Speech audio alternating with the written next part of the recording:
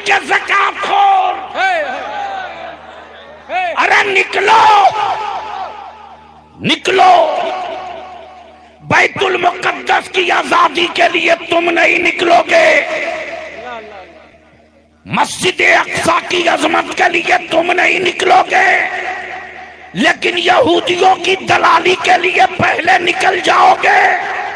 लेकिन आज पूरी दुनिया में फख्र के साथ मुल्क चाहे जो हो, सूबा चाहे जो हो, हुक्मरान चाहे जो हो, लेकिन आज बैतुल मुकद्दस की आजादी की बात सीना ठोक कर कोई कर रहा है तो वो हाफ पैजामा वाला नहीं है, बरेली के अहमद रजा वाला है।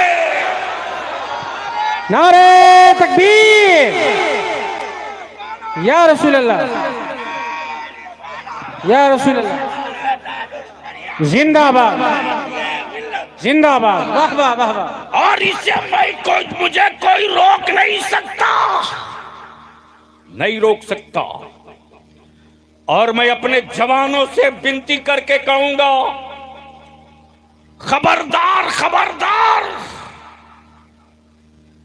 किसी दल्ले के शिकार मत होना। आज के दिनों में हमारा मुल्क भारत घायल हो चुका है, और बलिया भी पहले भी बोल चुका, अब भी कह रहा हूं कि पाकिस्तान के आतंकियों को नापने के लिए एक मौका भारत के मुसलमानों को दे दो, समझा देंगे कि गरीब नवाज के लंगर का कमाल कैसा होता है। नारे तकबीर, नारे रिसालत, मशरक़े आला हज़रत हुज़ूर गाज़ी मिल्लत ख्वाजा का हिंदुस्तान। वाह वाह, सुभान अल्लाह, सुभान अल्लाह। इसलिए कि हम उस नबी की उम्मत है। तवज्जो चाहो, जिस नबी ने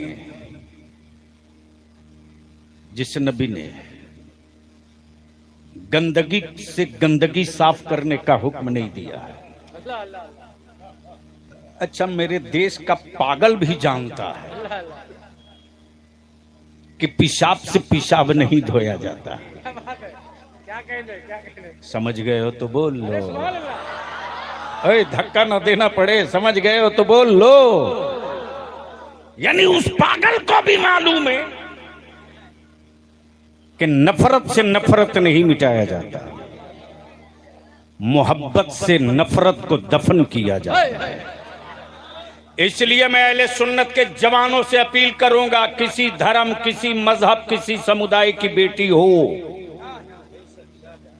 और लगे कि उसकी इज्जत खतरे में दिख रही है, तुम्हारा जो नुकसान हो उसको कबूल कर लेना, लेकिन भारत की उस बेटी की इज्जत की हिफाजत के लिए दीवार बन के खड़ा हो जाना।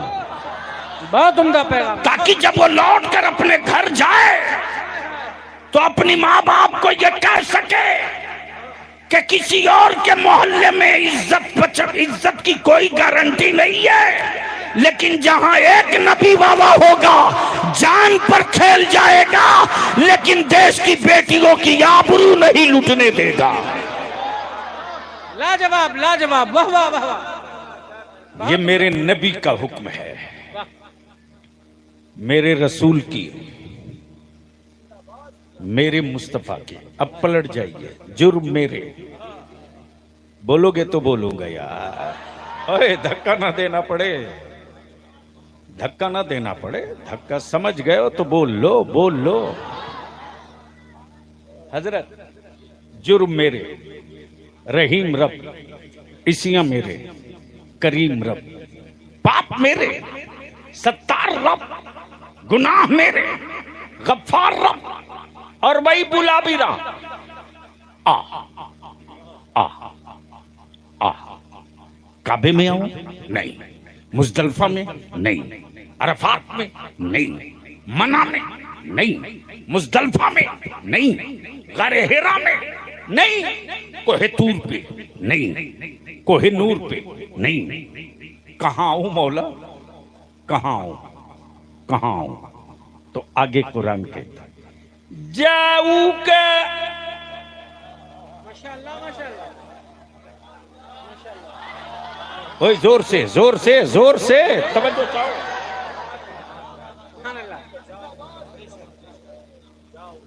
जाऊका आ रसूल की बारगाह में, तवज्जो चाहो। सवाल ये उठता मौला मुजरिम मैं रहीम तू, पाप मेरे सत्तार तू, गुनाह मेरे गफार तू, बीच में रसूल की क्या जरूरत? क्या कहने क्या कहने? अरे बोल यार, बोल बोल बोल, बीच में रसूल की क्या जरूरत? अगर इसी पर बोलने लगूं तो रात छोटी हो जाएगी। बीच में रसूल की क्या जरूरत? अल्लाह अल्लाह, ए अल्लाह खालिक कुल तू, मालिक कुल तू जब चाहे तब बना दे, लेकिन परवरदिगार तूने आलम बनाने से पहले महबूब क्यों बनाया? सुभान अल्लाह, सुभान बोल यार, काश ये गुफ्तगू कहीं और हुई है। महबूब क्यों बनाया? यानी सब बने बाद में, महबूब बने पहले। सब बने बाद में, महबूब बने। उनके यहां ऐसी तकरीरें कभी नहीं होगी।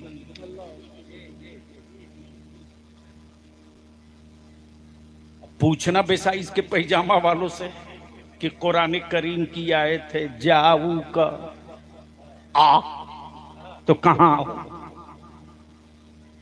आ रसूल की बारगाह में फस्तगफिरुल्लाह, फिर अल्लाह से माफी मांग। वस्तगफर लहुमुर रसूल, रसूल तेरी मगफिरत की सिफारिश कर दे। लवजदुल्लाह तव्वाबर रहीमा।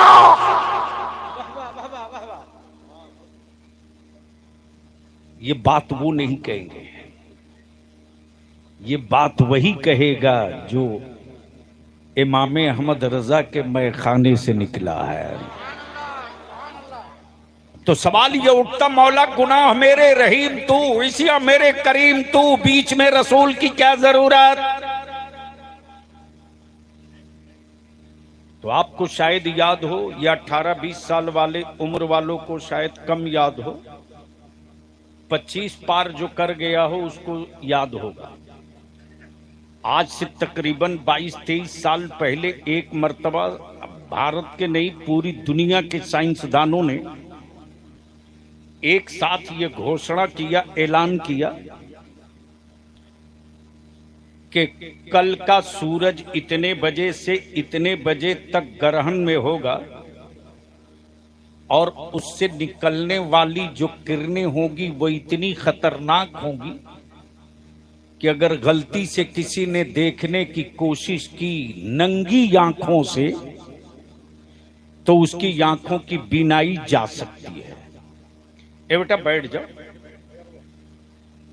हाँ, अगर कोई देखना चाहे तो उपाय बताया डॉक्टरों ने कि या तो मोटे शीशे का चश्मा लगाओ, वो भी काला हो, या फिर गमले में पानी रख लो और उस पानी में सूरज देख लो, या फिर एक्सरे वाली वो जो कॉपी आती है उसको रखकर देख सकते हो, लेकिन बेहतर है कि ना देखो। मैंने एक साइंसदान से पूछ दिया आखिर ऐसा क्यों? बोला सूरज बड़ी जलाल में है। आए हाय आए हाय आए हाय, तवज्जो चाहो। सूरज बड़ी जलाल में है। जैसे ही हाजिर हुआ आपके गांव, कौन सी जगह? महवागंज। हमारे हजरत मौलाना गुलाम खादिम साहब, हजरत मौलाना अशफाक रजा साहब, ये सारे उलमा गमला में कुछ देख रहे हैं, पानी डाले। मेरी नजर पड़ी, यार ये लोग ये क्या कर रहे हैं। मैंने मौलाना खादिम साहब से पूछा, हजरत ये मछली मार रहे हो क्या? बोले नहीं जी, सूरज देख रहा हूं। अल्लामा अशफाक ने कहा सूरज देख रहा हूं, हजरत ने कहा सूरज देख रहा हूं, अनाउंसर ने कहा सूरज देख रहा हूं, शायर ने कहा सूरज देख रहा हूं, नाजिम ने कहा सूरज देख रहा हूं, इमाम ने कहा सूरज।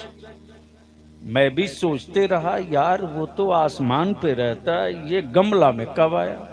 क्या नुक्ता है, क्या नुक्ता है, क्या नुक्ता है। बोलो बोलो बोलो बोलो यार, बोलो बोलो। मैंने कहा कितना छोटा है,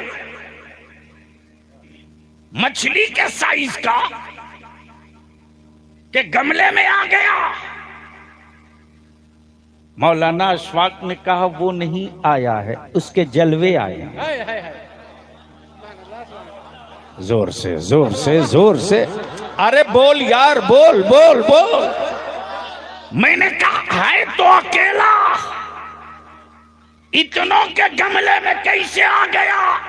अरे बाबा, मौलाना अशफाक बोले सिर्फ इतनों में नहीं, जितना रख दो सब में आ जाएगा। मैंने कहा बारे सूरज, तूने तो झगड़ा ही हल कर दिया। जो नबी के तलबे की खैरात पाकर बना हो, जब वो हर गमले में जा सकता है, तो जिस नबी के सदके बना, वो नबी हर मोमिन के घरों में क्यों नहीं आ सकता? नारे तकबीर, नारे रिसालत, मसलके आला हजरत, फैज़ाने आला हजरत, शाने मुस्तफा, गुलामाने मुस्तफा, हुजूर गाज़िए मिल्लत। क्या कहने हैं, जिंदाबाद जिंदाबाद। बोल दो बोल दो बोल दो। देखा कि गमले में सूरज सूरज सूरज, उलमाए किराम की तवज्जो चाहूं, सूरज। मैंने कहा हजरत मौलाना नाम भूल गया हूं प्लीज, कारी मोहसिन साहब, ये असल है कि अक्स है?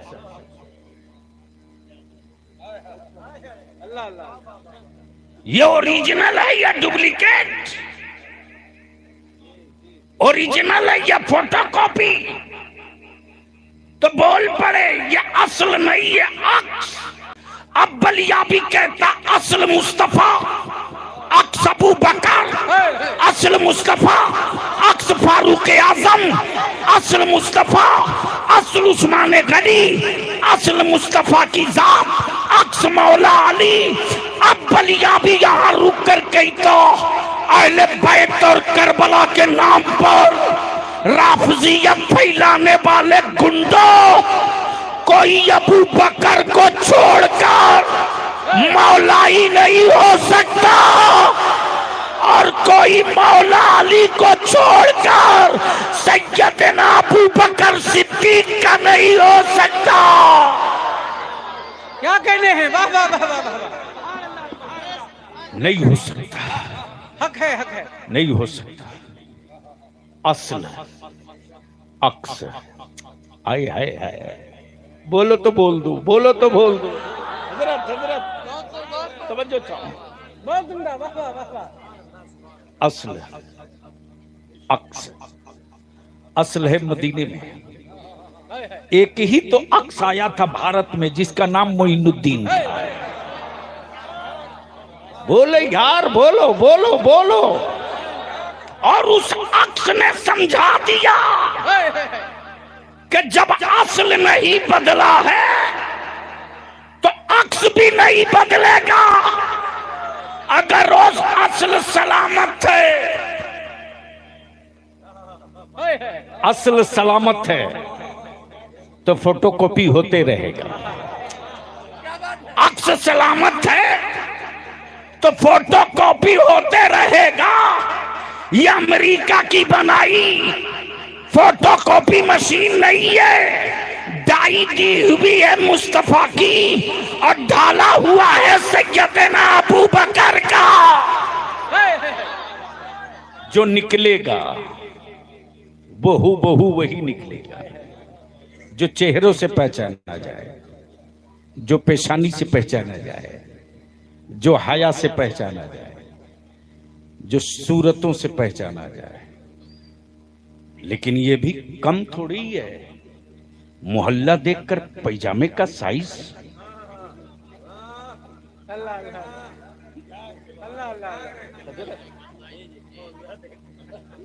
कम बेशी। लेकिन बलियावी तो साहब कहते हैं यार मैं लिबास से नहीं, वो और लोग हैं जो कपड़ों से पहचानते हैं। लेकिन अभी तक नहीं पहचान सके। हम कपड़ों से नहीं, हम तो चेहरों से पहचान लेते।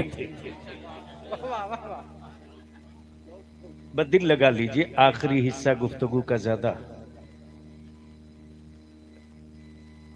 आ रसूल की बारगाह में फस्तगफिरुल्लाह,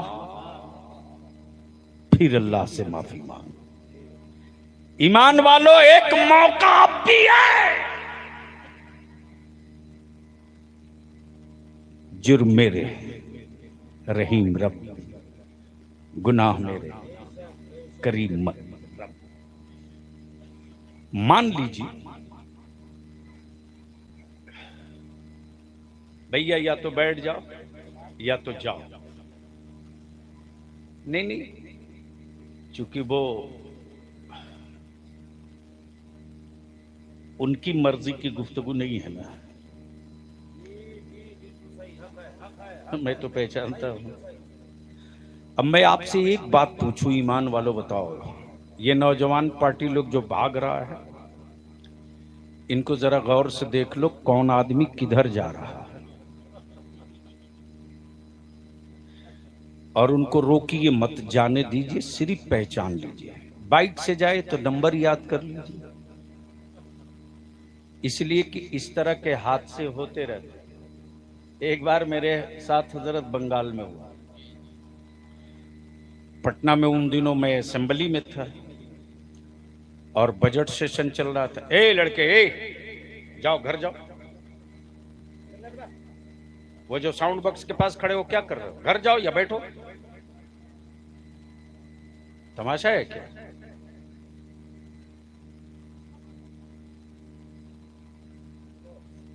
मुझे मैं देखता नहीं हूं, मोबाइल के डब्बे लिए बैठे हैं, उनको क्या पता कि कौन क्या कह रहा है। खाली बरकत की तावीज दे दीजिए और बेटा आवारा हो गया है, यही तो अगला बेवकूफ है। 5000 से कम की कोई तावीज़ें नहीं लिखता है। और कमाल है, लिखवाया भी उसी से जिसका बेटा शहर में सबसे अच्छा लोफर है। हजरत एक साहब ने कहा कि आप हम लोगों के खिलाफ बोलते हैं, आपके खिलाफ हम लोग कुछ कार्रवाई करेंगे। मैंने कहा और क्या कर सकता है, जब तू अपना बेटा नहीं सुधार सका तो हमें क्या बर्बाद करेगा। मेरे गले में तावीज़े मुस्तफा पड़ा हुआ है, देख लो। इसलिए कि माँ बहनों ने जिन घरों में ये समझा दिया अपनी औलादों को, हर दर्द की दवा है, जोर से जोर से जोर से, हर दर्द की दवा है, तावीज़े हर बला है। बुजुर्गों ने भी कहा है। तो मैं कहां रुका हुआ था? बंगाल। वो तो याद रहेगा।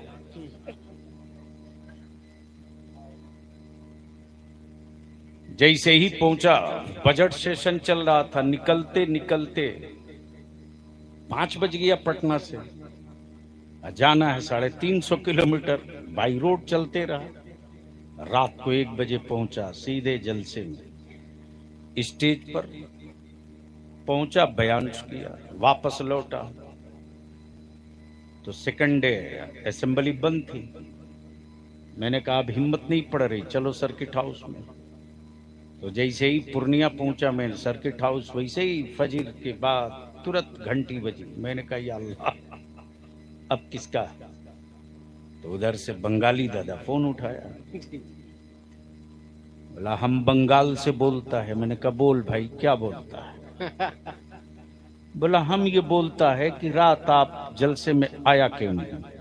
अल्लाह अकबर। मैंने कहा मैं वहीं से लौट रहा हूं। बोला हम पूरी रात स्टेज पर बैठा था। तो मुझे भी गुस्सा चढ़ गया। मैंने कहा हम नहीं देख सका कि तुम्हारा जनाजा किधर पे रखा था,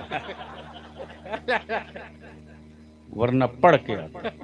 बोला नहीं बाबा तुम नहीं समझा। मैंने कहा अब समझा।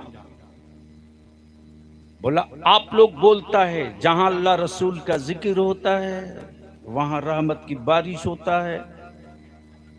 मैंने कहा बेशक होता नहीं है, होती है।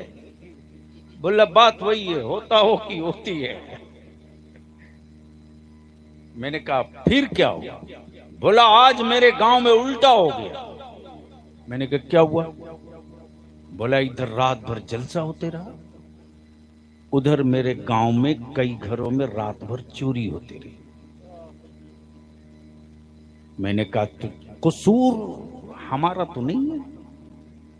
एक बात बताओ बंगाली दादा, सलाम से पहले कुछ लोग उठकर गया था क्या? बोला अरे बाबा अल्लाह अकबर, अल्लाह। अब समझ गया। जिसको जाना है जाए।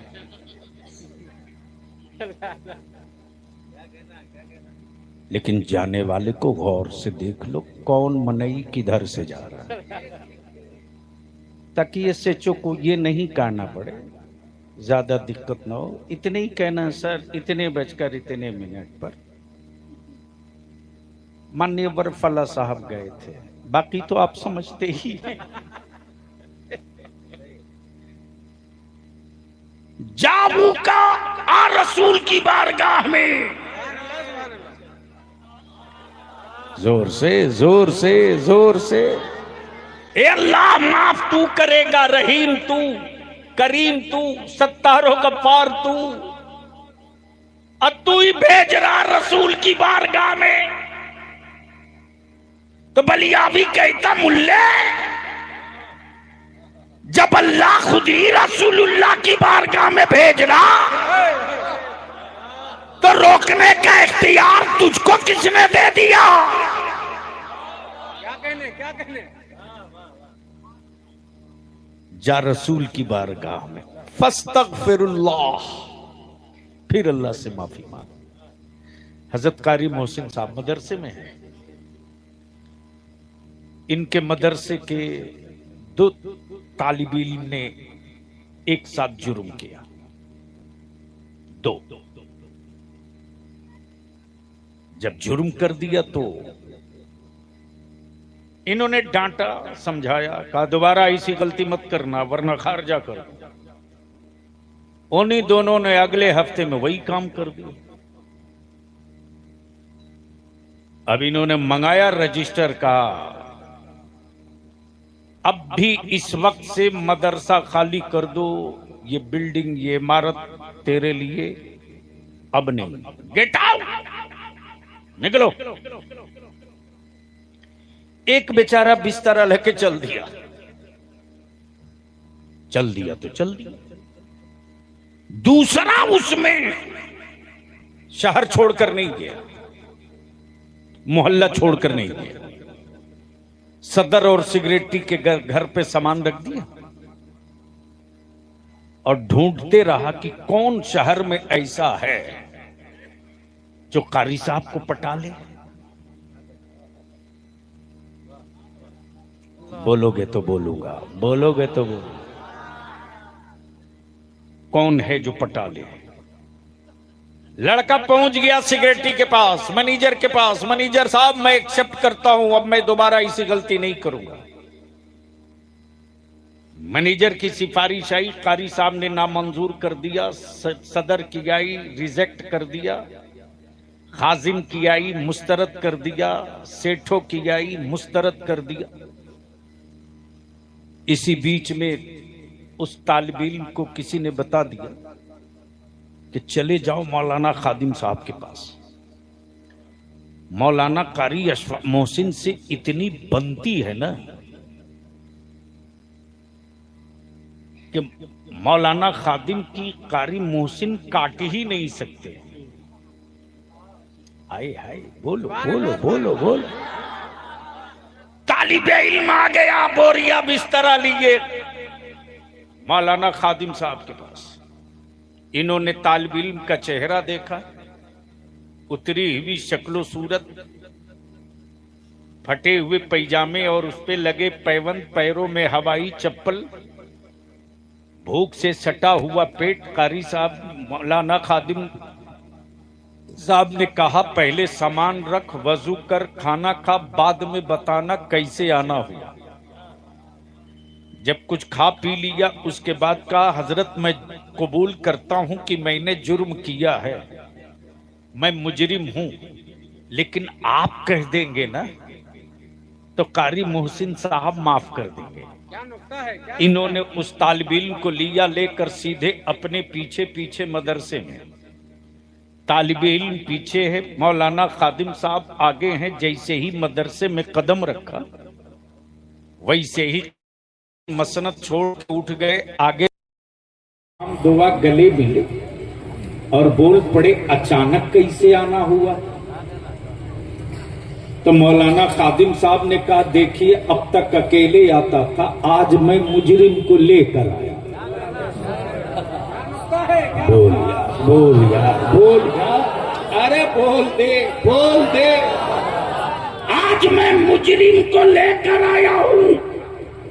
कारी मोहसिन साहब बोल पड़े, अम्मा हजरत जब आप आ गए हो तो आपको देखा जाएगा, मुजरिम के पाप को नहीं देखा जाएगा। अब बलिया भी कोर्स कर लेते मेरे अजीज। मैदान महशर में एक सदा बुलंद होगी, रब फरमाएगा, नबीयुल मक्कीयुल मदनीयुल मुत्तलबी हाशमी मुहम्मदुर रसूलुल्लाह। कहाँ है मक्की मदनी हाशमी मुहम्मदुर रसूलुल्लाह। अल्लाह के महबूब जहां होंगे वहीं से सदा लगाएंगे, अल्लाहुम्मा लब्बैक, अल्लाहुम्मा लब्बैक, अल्लाहुम्मा लब्बैक। अल्लाह मैं हाजिर हूं, मैं हाजिर हूं। रब फरमाएगा, महबूब अपनी उम्मत को लाओ, हबीब अपनी उम्मत को लाओ। सबसे पहले आपकी उम्मत का हिसाब लूंगा। अल्लाह के हबीब आवाज देंगे, अबू बकर आ जाओ, उमर आ जाओ, उस्मान आ जाओ, अली आ जाओ, बदर वालों आ जाओ, उहद वालों आ जाओ, करबला वालों आ जाओ, सिद्दीकीन आ जाओ, सालेहीन आ जाओ, अखवास आ जाओ, अख्ताब आ जाओ, नुकबा आ जाओ, मजूबीन आ जाओ, मशाइखीन आ जाओ, मुहद्दिसीन आ जाओ, अइम्मे मुज्तहिदीन आ जाओ, आ जाओ, सूफिया आ जाओ, सालेहीन आ जाओ। सबको खड़ा कर देंगे। ए अल्लाह उम्मत आ गई, हिसाब ले ले, हिसाब ले ले। उम्मत आ गई, हिसाब ले ले। रब फरमाएगा, महबूब जिनको लाए हो उनको भी देख रहा हूं, और जिनको छुपाए हो उनको भी देख रहा हूं। ए महबूब इबादत गुजार लाए हो, गुनहगार कहां है? मुत्तकी लाए हो, पापी कहां है? अल्लाह के महबूब सज्जे में सर रखकर कुरान की आयत करीमा तिलावत करेंगे। वाला सौफ युतीका रब्बुका फतरदा। रब फरमाएगा, महबूब सज्जे से सर उठाइए, हबीब सज्जे से सर उठाइए। आज पापियों का पाप नहीं देखा जाएगा, आज तो चेहरे रसूले पाक देखा जाएगा। तब बरेली के इमाम ने इश्क की चाबी चादर हटा दी, खुदा की रजा चाहते हैं दो आलम, खुदा चाहता है रज़ाए मोहम्मद। नारे तकबीर, नारे रिसालत, मसलके आला हजरत हुजूर गाज़ी मिल्लत, हुजूर गाज़ी मिल्लत, वहदत इस्लामी कॉन्फ्रेंस। क्या कहने हैं बहुत। अब आखिर में मैं विनती करूंगा अपने नौजवानों से, बुजुर्गों से, जिन्होंने अपनी औलादों का निकाह नहीं किया है, उनसे सिर्फ अपनी बेटी का दर्द है तो आप सौदागर हो, आप सौदागर हो, और पूरी उम्मत की बेटियों का दर्द है तो आप मोहसिन हो। पता नहीं किस बेटी के कोख से कल का सलाहुद्दीन यूबी पैदा हो, कोई नहीं जानता। पता नहीं किस बेटी की शिकम से कल का नूरुद्दीन जंगी पैदा हो। इसलिए हर बाप से विनती करके कहूंगा, कुफ्र तो मेरी बेटियों के आबरू पर हाथ डालने का मास्टर एजेंडा लेके चल रहा। आप मौका मत दीजिए। आप अपना बेटा पैदा किए हो, हर बाप जानवर बेचता है, खून नहीं बेचता। अगर औलाद आपकी है तो अपने बेटे को एहसास दिला दो कि तुम मेरे खूने जिगर हो, जानवर नहीं हो कि तेरा सौदा करे। इसलिए निकाह को सस्ता कर दो, निकाह को सस्ता कर दो, इतना सस्ता कर दो कि गुनाह महंगा हो जाए। निकाह को सस्ता कर दो। बंद करो डीजे, बाजा, आतिशबाजी, पटाखा, पिंडाल, शामियाना बंद कर।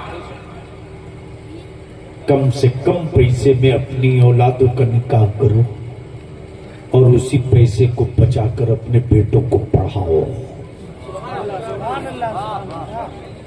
सिर्फ इस्लाम को हाफिज और आलिम की जरूरत नहीं, और इस्लाम को सिर्फ डॉक्टर और इंजीनियर की भी जरूरत नहीं। एक चक्के की साइकिल सिर्फ सर्कस में चलती है, सड़कों पर हमेशा दो चक्का। इसलिए दोनों इल्म जरूरी है, दीन भी, असरी भी, मजहब की भी, जमाने की भी। और ये जितने हमारे नौजवान बैठे हो, हम तुमसे हाथ जोड़ के विनती करेंगे कि अब भी ये ग्रुप चला हुआ है हमारे बच्चों को टेररिस्ट और आतंकवादी डिक्लेयर कराने के लिए।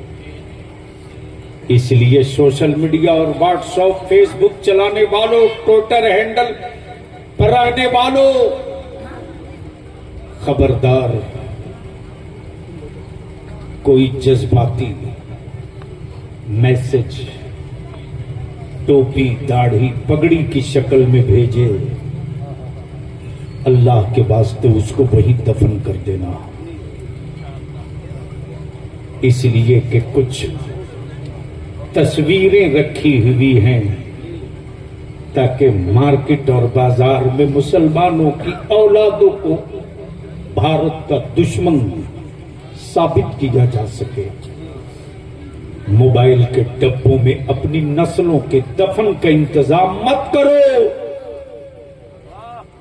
बल्कि उसी इंटरनेट के जरिए भारत का संविधान डाउनलोड करो और पढ़ो कि भारत के संविधान के किस धारा के तहत, किस अनुच्छेद के तहत तुझको अपनी जमीन पर मस्जिद बनाने का इख्तियार है, मदरसा बनाने का कानूनी इख्तियार है, किस अनुच्छेद और किस आर्टिकल, किस दफा के तहत हम अपने भारत के कानून के, किस लॉ के तहत, किस कानून के तहत हमारी क्या हिस्सेदारी और जिम्मेदारी है। हैरत होती है साहब कि आबादियां बड़ी बड़ी मुसलमानों की मिलती हैं, छतें बड़ी खूबसूरत दिखती हैं, मकानों में टाइल्स और मार्बल बड़ा कीमती मिलता है, लेकिन पूरी आबादी में ढूंढ लो तो 100 में शायद 20 बच्चा हाई स्कूल में सेकंड डिवीजन से पास मिले। इसलिए हिम्मत मत हारो। आखिरी बात बलियावी की सुन लो, बाकी फैसला कर लेना, फैसला कर लेना। ईमान से बोलो, आदमी बीमार पड़ता है तो दवा लेता है कि नहीं लेता है? जोर से बोलो ना। अब इससे नीचे मैं उतर के तक गुफ्तगू नहीं कर सकता।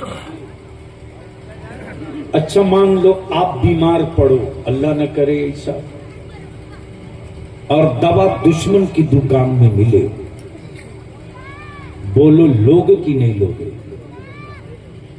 अरे बोलो ना, नहीं लेंगे। अच्छा जब आप बीमार पड़े और दवा दुश्मन की दुकान में और 5 रुपये की दवा 500 में दे रहा हो तो लेंगे कि नहीं लेंगे? लेंगे। क्यों?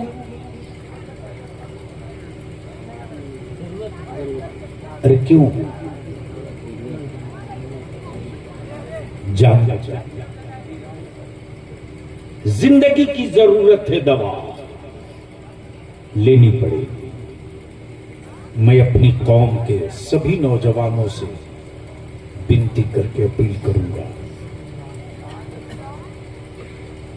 जब एक जिंदगी को दवा की जरूरत पड़ेगी तो दुश्मन की दुकान में भी हो तो 500 के बजाय 500 में ले। क्यों? जिंदगी की जरूरत है। मेरे अजीज, इतनी मेहनत करके पढ़ो, इतनी मेहनत करके पढ़ो कि बीमार मुल्क की दवा बन जाओ। जब दवा बन जाओगे ना तो हर आदमी बोलेगा उसी तरह कि डिफेंस बीमार है, दवा का नाम एपीजे अब्दुल कलाम है।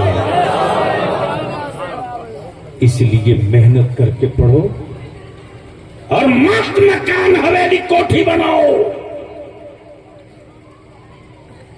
किसके लिए बनाओगे? जाहिल औलादों के लिए?